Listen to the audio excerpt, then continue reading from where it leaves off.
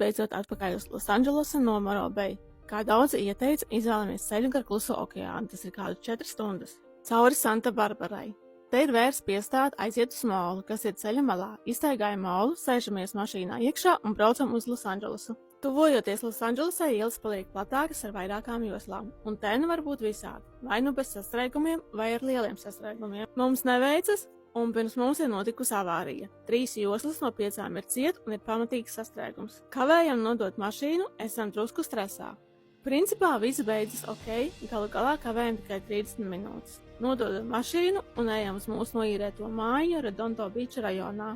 Ar Losandželosu ir interesanti. Ir bīstamie rajoni, kur logi ir ar restēm un drošie rajoni, kā Redondo Beach, kas ir tuvu pludmalei. Vakarā ejam iepazīt Redondo Beach uz molu.